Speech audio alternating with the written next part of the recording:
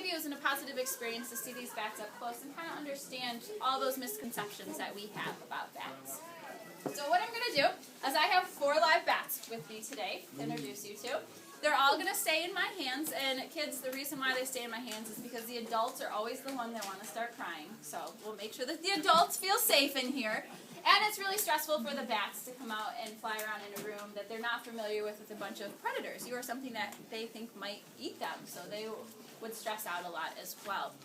The first bat that I'm going to get out is going to stay inside of its carrier, though. The bats that I do bring out, they're not going to be in their carrier. I just ask that we don't try to pet them. If you imagine these guys come out to schools and presentations like this all the time, if I were to pick you up and carry you around this room and let everyone in here pet you, and then you have to wait for the next program and everybody could pet and they could pet you, it's pretty stressful for them. So I'm going to go ahead and get out my first bat. Come on in if there's some seats or pull up the space. The first bat is found in South and Central America, and it is called a Jamaican leaf-nosed bat. It's called a leaf-nosed bat because if you look at its nose, it has like a triangle-shaped piece of skin sticking out. It almost looks like it should be called a rhinoceros bat, maybe, because of that. This is one of those bats that we call micro bats. It has little eyes, big ears, and it's going to use echolocation. It works like a megaphone, directing sound in different directions so they can get that sound out there and make sure where it's going and where they're going as well. Now, this bat lives, like I said, South and Central America. We have no bats in the United States that eat fruit. All of our bats are either insect-eating bats, or in the Southwest, there's a couple of species of nectar-feeding bats. Is that big? All right, you ready for the big brown bat? Oh, come on. That's the biggest. This is the second largest species of bat here in Michigan. What The largest species in bat is about twice the size, and it has about a 15-inch wingspan at most.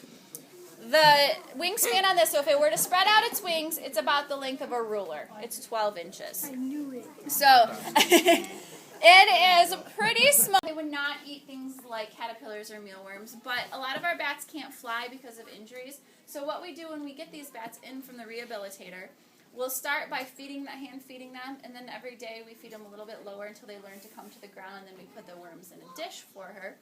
But this one, in the wild, they would eat flying insects. Wow. She's eating it. She's going yum, yum, yum, yum, yum.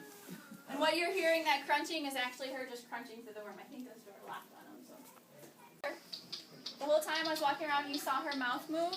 That's what you were seeing, or actually not hearing, is that clicking noise, that echolocation.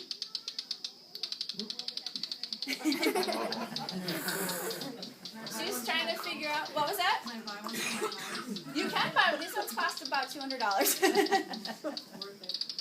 So you can actually hear her, but she's getting wiggly because Are you amplifying or are you changing the frequency? it changes the frequency, so it takes it to our ears. What frequency does she These broadcast guys, this at? species is between, I want to say 30 kilohertz and I think 35, so somewhere there. Each species has a different level that they actually echolocate on. And some of them overlap, and she's going to get really excited because she sees I'm going to let her go back in her box. Do they make an audible, something in a range that we can hear them? Yes, that we they hear do. Flying? Yes, they will actually, to communicate to each other, they make a squeaking noise that we can hear, as well as their echolocation. Like she's kind of making it right now a little bit of a squeaking noise. And all bats can. They have their echolocation that they can make, as well as a squeaking noise that we can hear as well. And scientists are now turning to using echolocation as a way to determine, just standing down and hearing the bats fly over. You can plug things like this into the computer, and it will read what frequency and give you an idea of what bat is out there just by what frequency is out there. Now, there's a sad thing going on with our bats in the United States. Has anybody ever heard of white nose syndrome at all? This is a fungus. You've heard of it? It's a fungus that's growing on the bats during hibernation. And what's happening is they are having this fungus grow on. Must be a big bat. Bigger bats. Let's see. Big bat, big bat. Just kidding. She's down here. Now, I have to tell you with Naru, she is 3 years old. And like I said, bats live to be around 20. And a 3-year-old bat is a teenager bat. And so, That's a big bat. as anybody's ever dealt with teenagers, they know they can